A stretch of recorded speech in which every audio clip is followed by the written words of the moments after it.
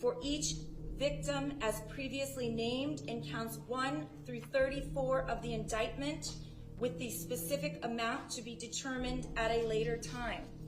Mr. Cruz, you are remanded to the custody of the Department of Corrections to complete the mandatory life sentences imposed by the court. I am also granting the state's motion under the Florida equivalent of the Son of Sam law, which means, Mr. Cruz, you will not be able to benefit in any way as far as monies are concerned as to the crimes that you committed.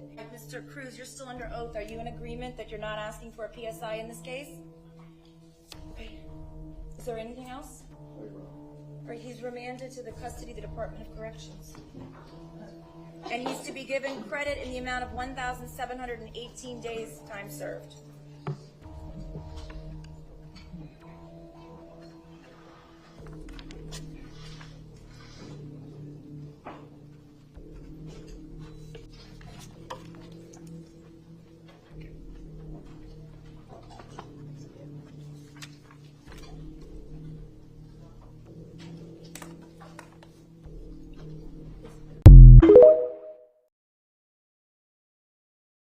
My daughter had let her go with her father for a couple of hours.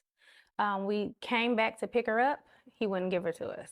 Asia and her daughter begged and pleaded for 24-year-old Charles Evans to give her back, even involving police and Child Protective Services, who all allegedly said the baby was safe and there was nothing they could do. Then, 3 weeks later, My officer called us and said that we need to rush down to Sinai Grace. Kinsley has been pronounced dead. Kinsley was found with bruises and, according to the family, ribs that had clearly been broken. The FEPIA supervisor involved in Kinsley's case was placed on administrative leave, but there were no charges. Nobody was locked up for Kinsley's death until now. Charles Evans has now been charged with felony murder and first-degree child abuse. And we've also now learned from the Michigan Department of Health and Human Services that the CPS supervisor on leave has now been fired. My son is unresponsive right now. He got something coming out of his mouth. What do you think is coming out? I'm not sure what it is. I know he likes to eat his own poop and lay in his own pee all day. Everywhere, everywhere, the usual, might I add. I've been dealing with this for probably since he was 2 years old, he's been doing this.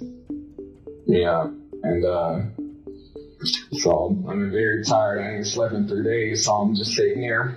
And here he come rolling down the stairs again, ba-doom, ba-doom. So I told him to go back upstairs. A little while later, I go up there, I see a stick in his ass, like a chair leg.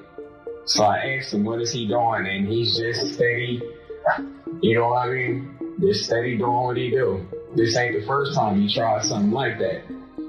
So I see blood on the ground and I asked him to pull it out.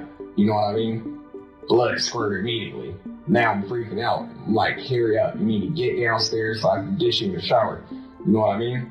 And see what's going on. So at the time, I didn't think nothing of it. I just see that he bruised up as usual. Seeing he never stopped. They would find any type of way, anything to use just to put a bruise on his body. So as a parent, I just put him in the shower. I put him in the bathtub to try to, get some of the swelling to go down or whatever the situation may have been, clean him up, make sure he was good. So I'm sitting on the couch. And he like, Dad, come here. He like, Dad, help. So I come up the stairs to help him. And that's when I noticed his body was cold, very, very, very cold. So I took him downstairs and tried to rinse him off, to see if he'd shake out of it, wake up. I had no clue of knowing that he was sick to that extent, or that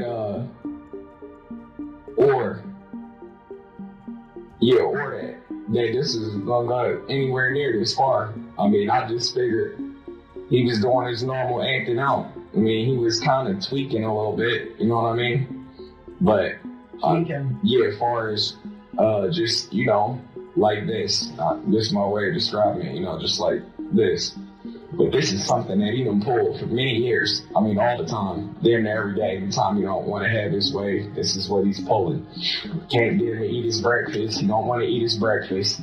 All he want to do is eat his feces. So I'm like, all right, at this point, there's nothing I can do but let him sit there and lay down.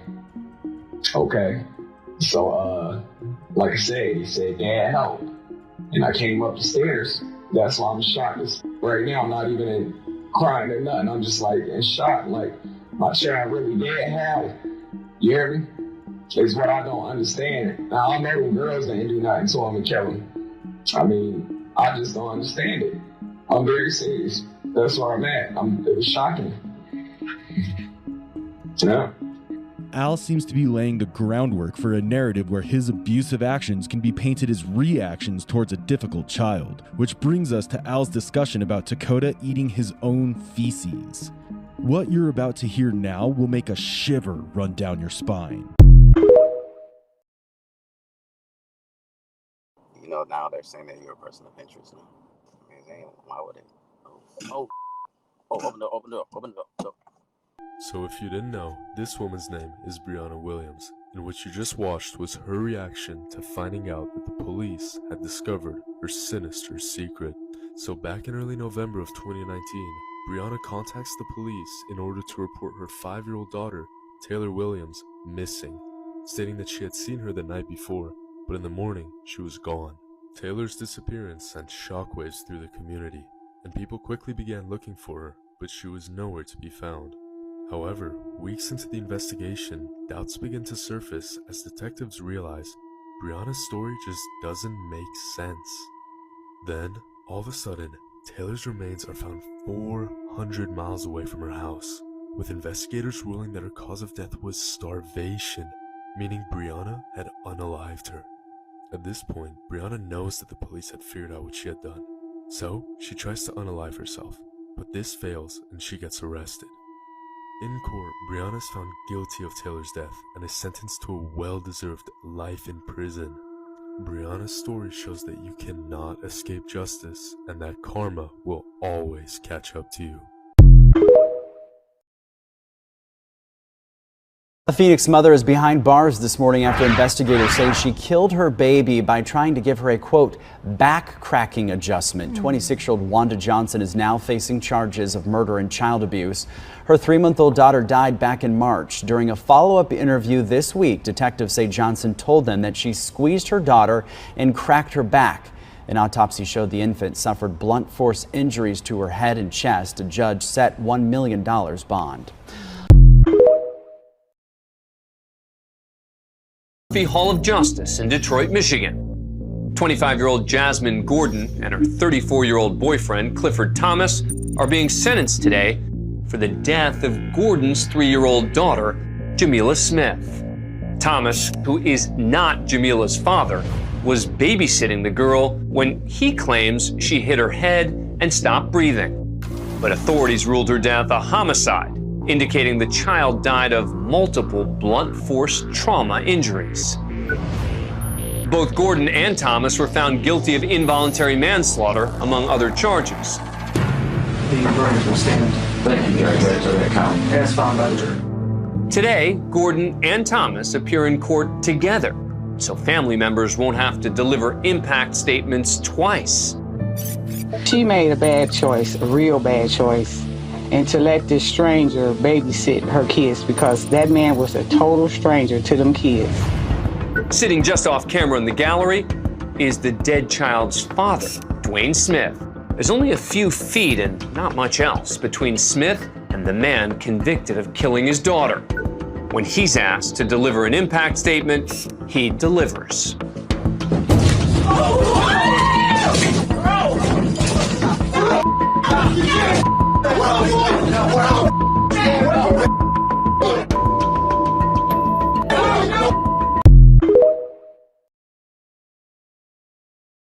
My daughter had let her go with her father for a couple of hours.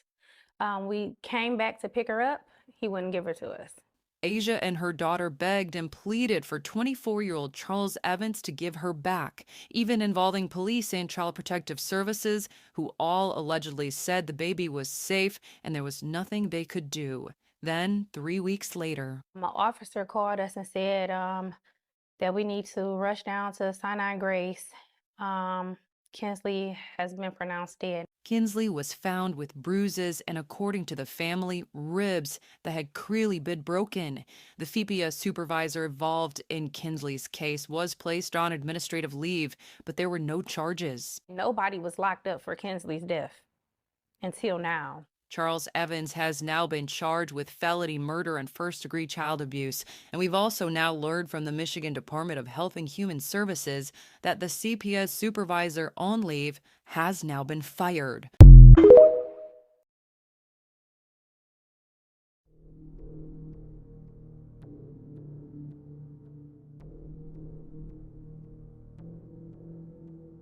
For each victim as previously named in counts 1 through 34 of the indictment, with the specific amount to be determined at a later time.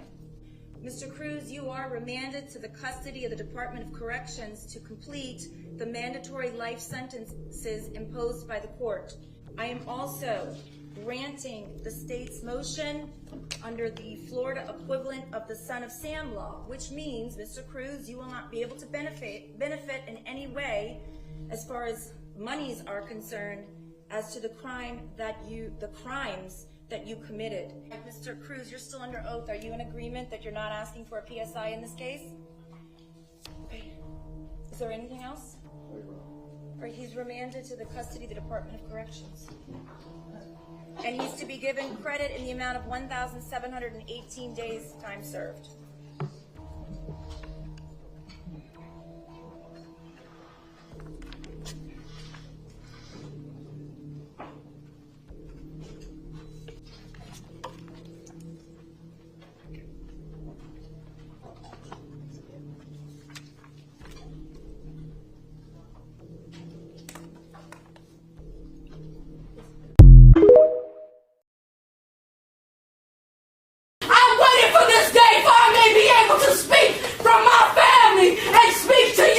It's heartbreaking that a 12-year-old girl, K-I-L-L, her 8-year-old cousin over a cell phone. On the night of the 17th, they were sleeping in bunk beds in a room at her grandmother's house. The 12-year-old girl covered her 8-year-old cousin Demelia's head with a pillow and a sheet until she became unresponsive. The little girl's name is Demaria, and this horrific act was captured on surveillance video. You can see her wiping Demelia's body and face with a tissue after her cousin was not breathing. She even moved Demelia's body to make it look like she was sleeping so she wouldn't be noticed. The next morning, when Grandma noticed something unusual, she watched the surveillance video. That's when she saw the 12-year-old torturing her 8-year-old cousin with pillows, blankets, quilts, and anything she could find, all because of an iPhone. Demaria is charged with first-degree murder and tampering with evidence and is currently being held in a juvenile detention center. But prosecutors are asking for her to be charged as an adult, and it's all so horrible.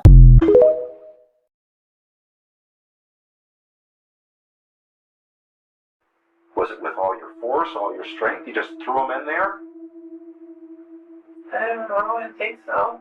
You think so? So you, with all your force, you say that as hard as you could. Not really as hard, but hard enough. Marissa is still vague in her description. But Graham getting up is important here because it makes Marissa have to demonstrate what she did. Graham clearly dramatized the throw from a very far distance, which forced Marissa to have to clarify that she didn't throw Benson from such a far-off distance. But she did, in fact, throw him. Did you cry? Is that what you're saying? Or did he stop crying? He just cried for a couple minutes. And then what else happened? And that was it? Saw multiple injuries. Yeah, I promise you, I do not know where he got the injuries. Promise. Did you grab him by a hand, by a foot? No. That's why I asked you, Marissa, how were you holding him when you threw him into the back of the because he has some other injuries. Right. I said he has some broken bones. He is. I don't think he meant to do it that hard. Did he tumble a little bit when you threw him in the pack and play? Like, did he roll? I don't know. Because I could see if you're walking down the hallway, you come in the room, you're a little upset and frustrated, you throw him like that. I could see that he might tumble a little bit in the pack and play and maybe get lodged up against something. I wasn't there, Marissa, so help me understand in my mind what happened. I know. What happened? I was just frustrated and threw him in the pack and play. And what did you see happen when he landed in the pack and play? What happened to his body? Mm-hmm. Did he just stay in one position, or did he roll, or? I think he hit the side, but that's about it. What part of him hit the side? His head. And was it the corner where it's hard, or was it? Yeah, it was the corner. Which corner? I don't know. One of the corners. So was he kind of then just curled up in the corner? I don't think so. I think maybe his head was down.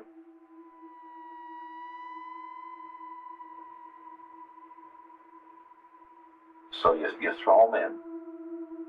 He tumbles into the corner of the packet play. Mm-hmm. Is he face down at that point, or is he face up, or is he to the side? His face down. Okay. So you throw him down on his back. He tumbles a little bit into the corner of the packet play, and his face is down. Mm-hmm.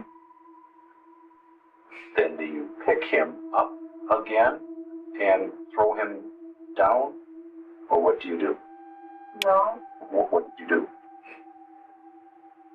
I just picked him up and put him in the middle. Even while she confesses to throwing him into the pack and play and then rearranging his body, Marissa doesn't appear to have any remorse for what she did to Benson. You throw him in there.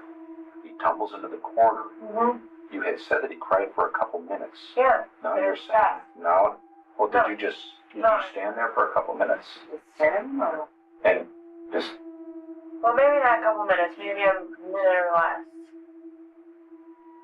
Did you stay in the room with him or go out before you put on back on his stomach?